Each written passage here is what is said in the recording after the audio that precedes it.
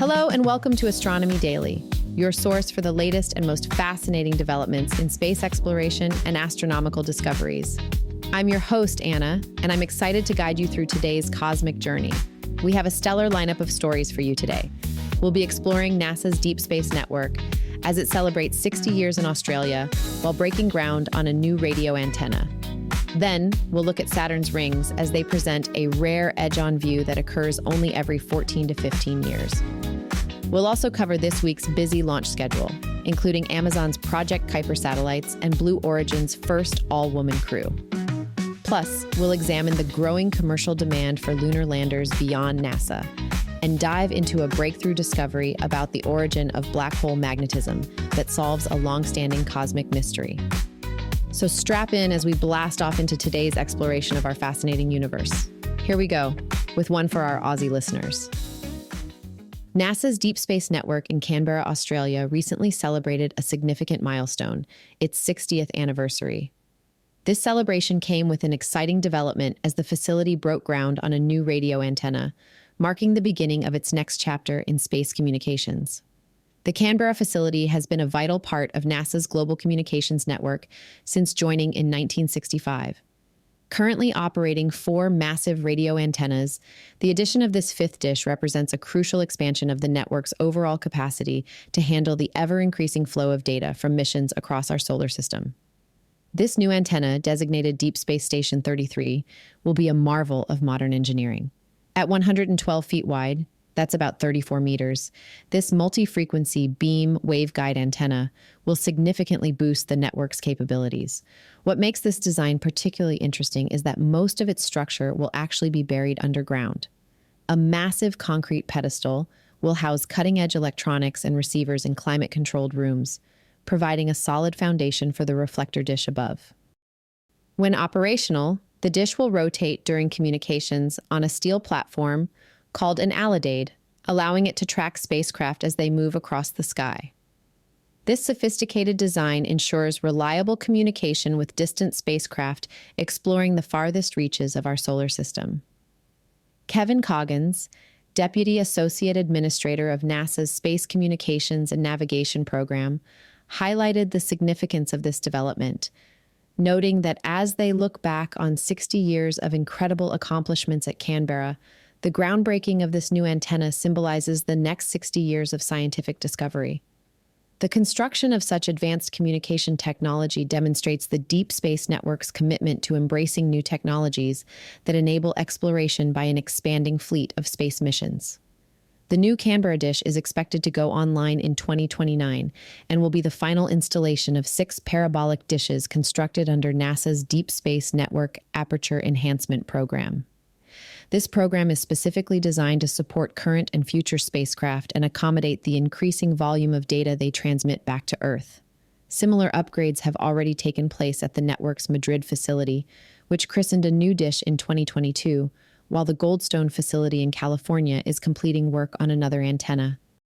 The Deep Space Network operates through a brilliantly simple yet effective concept.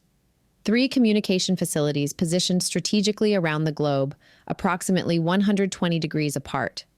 This careful placement ensures that as Earth rotates, at least one facility always has line of sight to any spacecraft in our solar system, providing continuous coverage 24 hours a day, regardless of where those spacecraft may be.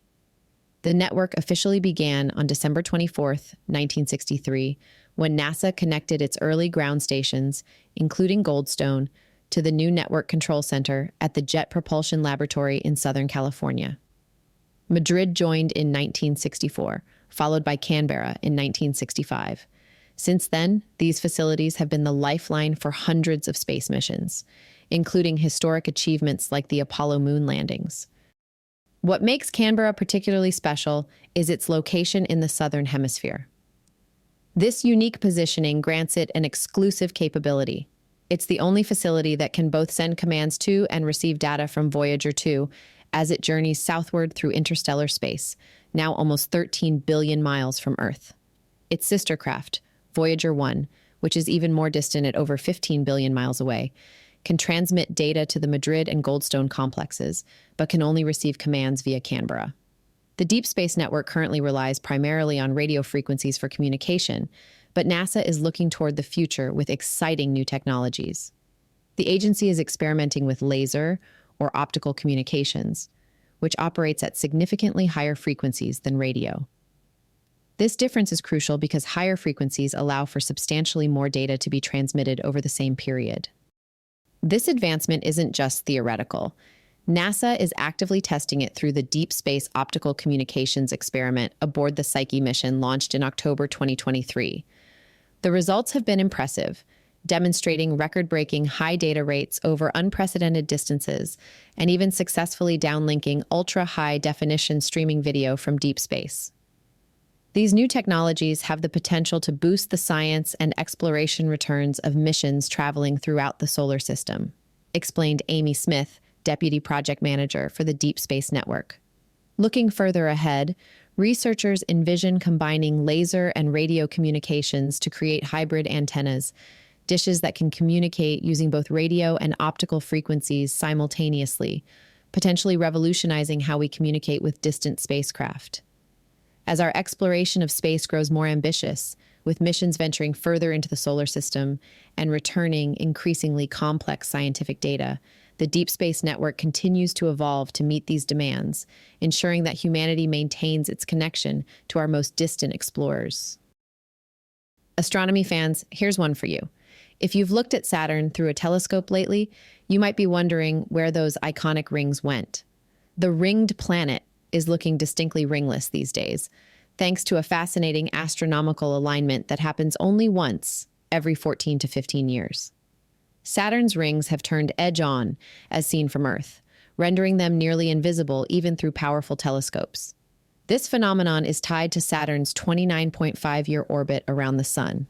The planet's magnificent rings are tilted 27 degrees with respect to its orbital plane, which means that from our earthly perspective, our view of the rings cycles from wide open to edge-on and back again over roughly 15-year intervals. The rings were last edge-on to Earth on March 23rd, and they'll be edge-on to the Sun on May 6th. What makes this disappearing act so dramatic is the stark contrast between the rings' enormous width and their paper-thin profile. While Saturn's rings span an impressive 282,000 kilometers across, that's almost 3/4 of the distance from Earth to the Moon, they're astonishingly thin, averaging just about 100 meters in thickness. So when we view them exactly edge-on, they essentially vanish from sight. Galileo was the first to observe Saturn's rings in 1610, though with his primitive telescope, he couldn't quite make out what he was seeing. His sketches show a strange twin-lobed world that resembled a double-handled coffee cup, a testament to the limitations of early astronomical equipment. It wasn't until later that Christian Huygens correctly deduced that these handles were actually rings completely detached from the planet itself. Today, we understand that Saturn's rings consist primarily of countless ice particles ranging from snowball-sized to much larger, along with some rocky debris. And while every gas and ice giant in our solar system has some form of ring system, none are as spectacular or as visible from Earth as Saturn's. Perhaps the most surprising discovery about Saturn's rings in recent years is their relative youth. Several studies now suggest that the rings may be a surprisingly recent addition to the planet, possibly forming just 10 to 100 million years ago, practically yesterday in cosmic terms. This means that if dinosaurs had somehow developed telescopes, they might have observed a rather ordinary-looking Saturn without its distinctive halo. Even more intriguing is the ring's limited future. Scientists predict that in the next few 100 million years, the rings will gradually dissipate from view as gravitational forces pull their particles either into Saturn itself or fling them outward into space. We're actually witnessing Saturn during a special period when its rings are at their most magnificent, a cosmic coincidence that makes our era particularly fortunate for astronomical observation. So while Saturn might look a bit bland during this edge-on phase, take heart. The rings are still there, and they'll gradually become visible again as the viewing angle changes, reaching their maximum tilt once more in 2032. Sometimes in astronomy, the most fascinating phenomena are not what appears, but what temporarily disappears. April offers some excellent opportunities for early risers to spot Saturn, despite its temporarily ringless appearance. If you're hoping to observe this unusual sight, Venus will be your best guide in the dawn sky. Shining brilliantly at magnitude -4.6, Venus outshines Saturn by over 100 times, making it an unmistakable beacon pointing the way to the more subdued Saturn, which currently glows at magnitude +1.2. Mercury completes this planetary dawn trio, reaching its greatest elongation 27 degrees from the Sun on April 21st. Mark your calendar for the morning of April 25th, when the waning crescent moon joins this celestial gathering in the eastern sky. While the moon won't pass directly in front of Saturn during this particular alignment, it creates a beautiful photo opportunity for astrophotographers and a striking visual for casual observers. If you're interested in seeing a lunar occultation of Saturn, you'll need to wait until April 24th, 2031. Astronomy often rewards patience. For telescope owners, this ring plane crossing period offers a rare observing opportunity. With the rings essentially invisible, you can enjoy unobstructed views of Saturn's moons as they transit across the planet's disk. These transit events, where moons pass in front of Saturn from our perspective, are commonly observed on Jupiter but are only visible on Saturn during years when the rings are edge-on. Titan, Saturn's largest moon, is particularly worth watching as it casts a prominent shadow during its transits. These events occur approximately every 16 Earth days as Titan completes its orbit, though catching one requires being in the right location at the right time, as each transit lasts about 5 hours. Specialized websites like PDS Rings Node and IMCCE France provide predictions for these events, or you can use astronomy software like Stellarium to check for upcoming transits before planning an observation session. As the year progresses, Saturn will reach quadrature west of the Sun on June 22nd, an excellent time to observe the planet casting its shadow across what remains visible of the rings, creating a striking three-dimensional appearance. After reaching opposition on September 21st, Saturn will transition back into the evening sky. By the end of 2025, the rings will have tilted about 1 degree open to our line of sight, and they'll continue widening until they reach their maximum tilt again in 2032. Saturn's unique orientation affects not just its appearance, but also its brightness, with the current edge-on view reducing its magnitude to +1.2 compared to -0.54 when the rings are fully tilted toward Earth. Let's look at this week's busy launch schedule next. This week is shaping up to be a remarkably active period in spaceflight, with 5 major launches taking place across multiple launch providers and mission types. The action begins with United Launch Alliance's Atlas V rocket, which is set to lift off on April 9th at 7 p.m. Eastern Time from Space Launch Complex 41 at Cape Canaveral Space Force Station in Florida. This mission carries special significance, as it will deploy the first operational batch of Amazon's Project Kuiper satellites, marking a major milestone for the Internet Constellation program. The Atlas V will be flying in its most powerful configuration, designated 551, featuring a 5-meter fairing, 5 solid rocket boosters, and a single-engine Centaur upper stage. This robust setup is necessary to handle what will be the heaviest payload ever launched by an Atlas V, 27 Kuiper satellites bound for low Earth orbit at an altitude of 450 kilometers. SpaceX dominates the middle portion of the week with a trio of Falcon 9 launches. First up on April 10th at 9:43 p.m. Eastern Time is a Starlink mission designated Group 12, 17, carrying approximately 20 Starlink V2 mini satellites. This launch will depart from Launch Complex 39A at Kennedy Space Center, sending the satellites on a southeastern trajectory to an orbit inclined at 43 degrees. Just 2 days later, on April 12th, SpaceX shifts operations to the West Coast for a national security mission. A Falcon 9 will lift off from Vandenberg Space Force Base in California at 5:17 a.m. Pacific Time, carrying a classified payload designated NROL 192 for the National Reconnaissance Office. While details remain classified, this is believed to be the 9th SpaceX mission deploying Starshield satellites for reconnaissance operations such as Earth imaging and early missile warning detection. SpaceX rounds out its busy schedule with another Starlink launch on April 13th at 9:59 p.m. Eastern Time from Space Launch Complex 40 at Cape Canaveral. This mission, Starlink Group 673, will deliver another batch of approximately 20 V2 mini satellites to the same 43-degree inclined orbit as the earlier Starlink launch.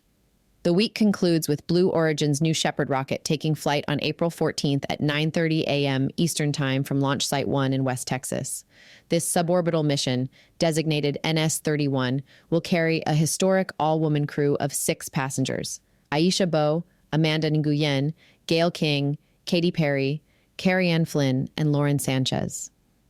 The flight will take the crew above the internationally recognized Kármán line at 100 kilometers, allowing them to experience several minutes of weightlessness before returning to Earth approximately 11 minutes after launch. The lunar economy appears to be gaining momentum as companies involved in NASA's Commercial Lunar Payload Services (CLPS) program report increasing interest from customers beyond the space agency. While NASA funding still accounts for about 90% of mission costs, the remaining 10% comes from a diverse group of clients that includes international space agencies, universities, private companies, and even rideshare customers. Intuitive Machines, which successfully landed on the moon in March with its second lander, is seeing tangible growth in commercial demand. According to Trent Martin, the company's senior vice president for space systems, the commercial market is real and it's growing. This shift suggests we're witnessing the early stages of a sustainable lunar marketplace rather than just government-subsidized missions. These companies are finding that data gathered during scientific missions creates pathways to future commercial opportunities. David Wheeler, general counsel at Firefly Aerospace, points out that current activities like regolith sample collection serve as precursors for resource extraction and mining. Similarly, Ananda Martin of iSpace Technologies believes the scientific data being collected now will support further phases of lunar development, such as extraction and eventually human habitation. Although a report released last November by the Center for Strategic and International Studies found no indication of a lunar gold rush, industry insiders maintain that commercial interest is steadily increasing. They argue that the economics will improve with each successful mission as lunar flights become more affordable and less risky. International space agencies are already participating in these commercial ventures, albeit at a smaller scale than NASA. As Trent Martin explained, they don't have $150 million to fund a mission, but maybe they have $10 million to fund a small instrument that they want to fly on the lander. Intuitive Machines has secured multiple contracts with foreign space agencies to carry payloads on future lunar missions. Companies are also discovering unexpected business opportunities along the way. Intuitive Machines has found additional revenue streams by offering orbital transportation services for satellites and creating a lunar communications network. When rideshare customers on their recent mission experienced difficulties communicating with their satellites at lunar distance, they turned to Intuitive Machines for help, revealing a new market need. The emerging picture suggests that while we're not yet seeing a full-fledged commercial lunar ecosystem, the foundation is being laid through these initial CLPS missions. With each successful landing, these companies are building technical capabilities, operational experience, and business relationships that could eventually transform lunar activities from primarily government-funded scientific endeavors into a sustainable commercial enterprise. Finally today, one of the most enduring mysteries in astrophysics has finally been solved, revealing the origin of the powerful magnetic fields that enable black holes to create spectacular cosmic fireworks. Scientists at the Flatiron Institute and their collaborators have discovered that these magnetic fields are inherited directly from the dying stars that give birth to black holes. Black holes are known primarily for their immense gravitational pull that traps everything nearby. However, they can also produce intense jets of charged particles that generate gamma-ray bursts, explosive events that release more energy in seconds than our sun will emit across its entire lifetime. These phenomena require extremely strong magnetic fields, but until now, the source of this magnetism remained elusive. Through detailed computer simulations tracking a star's evolution from collapse to black hole formation, researchers identified the critical mechanism at work. As a massive star explodes in a supernova, it leaves behind a dense core called a proto-neutron star. When this proto-neutron star collapses to form a black hole, its magnetic field doesn't simply disappear. Instead, it transfers to the disk of swirling matter that forms around the newborn black hole. Protoneutron stars are the mothers of black holes, explains Or Gottlieb, the study's lead author. What we are seeing is that as this black hole forms, the protoneutron star's surrounding disk will essentially pin its magnetic lines to the black hole. This discovery resolves a significant theoretical paradox that had puzzled scientists. Previous theories suggested that magnetic fields were compressed during stellar collapse, enhancing their strength. However, such strong magnetism causes stars to lose their rotation, and without rapid rotation, a black hole can't form the accretion disk necessary to produce jets and gamma-ray bursts. The team's calculations revealed a critical timing element. The black hole's disk forms faster than the black hole can lose its inherited magnetism. This sequence preserves the magnetic field lines from the parent neutron star, anchoring them to the black hole's accretion disk. The implications extend throughout astrophysics, potentially changing how scientists understand jet formation in various cosmic systems. As Gottlieb notes, this study changes the way we think about what types of systems can support jet formation, because if we know that accretion disks imply magnetism, then in theory, all you need is an early disk formation to power jets. This breakthrough helps explain how black holes can generate the most luminous explosions in the universe and provides a comprehensive picture of these extraordinary cosmic objects from birth to maturity. Previous theories about black hole magnetism painted an incomplete picture. Scientists had long thought that as stars collapsed, their magnetic fields were simply compressed and intensified. But this explanation created a fundamental paradox that had astronomers scratching their heads for years. The problem was this: a strong magnetic field causes a star to lose its rotation, and without rapid rotation, a newborn black hole can't form an accretion disk, that swirling collection of matter that surrounds it. Without an accretion disk, you can't get the powerful jets that produce gamma-ray bursts. So how could black holes have both the strong magnetic fields and the accretion disks needed for these spectacular cosmic phenomena? Gottlieb's team realized that past simulations had missed something crucial. They'd only considered isolated neutron stars and black holes, ignoring the complex interactions between them during the collapse process. The key insight was recognizing that neutron stars have their own accretion disks before they collapse. It appears to be mutually exclusive, Gottlieb explains. You need two things for jets to form: a strong magnetic field and an accretion disk.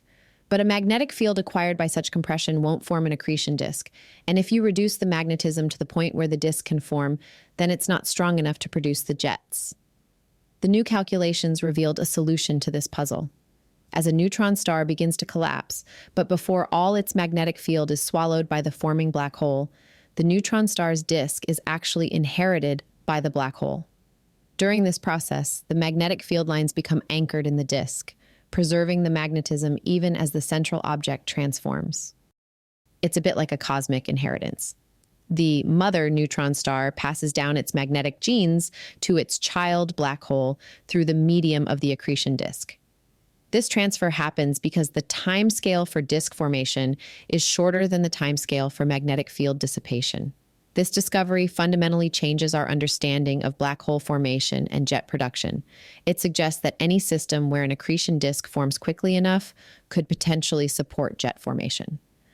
The researchers are now reconsidering various types of stellar systems and their potential for generating these powerful cosmic phenomena.